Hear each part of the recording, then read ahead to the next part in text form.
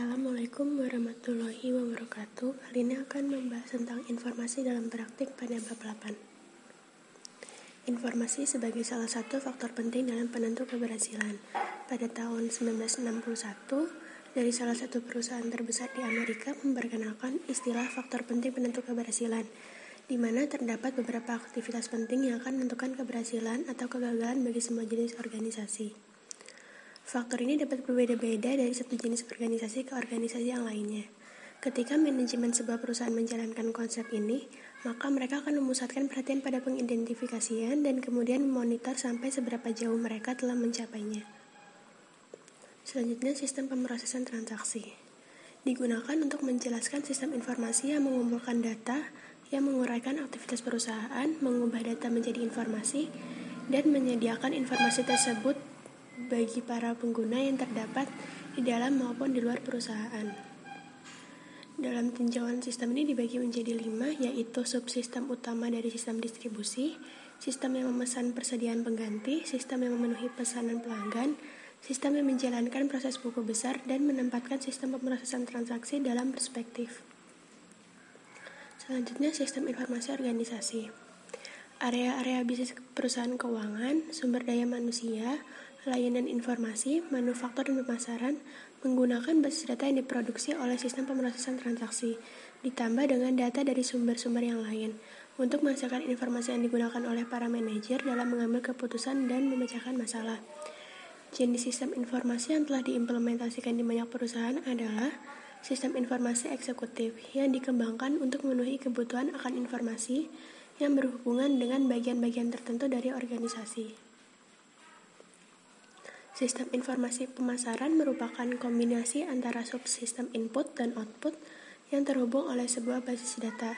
Subsistem output ini memberikan informasi mengenai unsur penting dalam bauran pemasaran.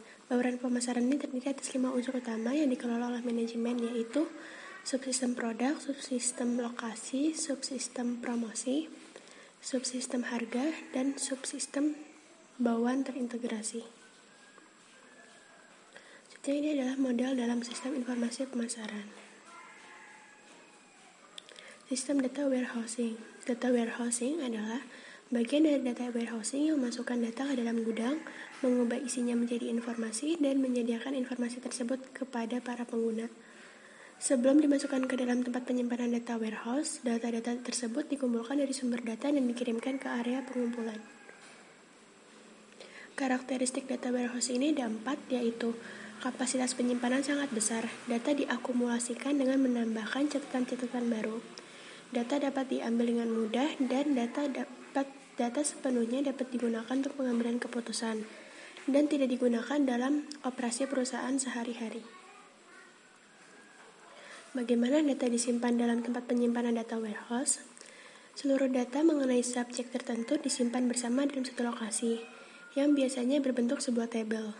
Data tersebut meliputi data pengidentifikasian seperti nomor pelanggan, data deskriptif seperti nama pelanggan, dan data kuantitatif seperti penjualan bulan ini. Dalam tempat penyimpanan data warehouse terdapat 2 jenis tabel yang disimpan dalam tabel-tabel terpisah. Tabel ini akan digabung untuk menghasilkan suatu paket informasi, yaitu tabel dimensi, tabel fakta, paket informasi, dan skema bintang. Penyampaian informasi dan OLAP. Penyampaian informasi. Unsur terakhir dalam sistem warehousing adalah sistem penyampaian informasi yang mendapatkan data dari tempat penyimpanan data, mengubahnya menjadi informasi, dan menjadikan informasi tersebut tersedia bagi para pengguna. Dan OLAP adalah segala jenis peranti lunak yang dapat digunakan untuk menarik data dari tempat penyimpanan data dan mengubahnya menjadi informasi. Pembuat laporan, paket query basis data, dan model-model matematis semuanya dapat digunakan.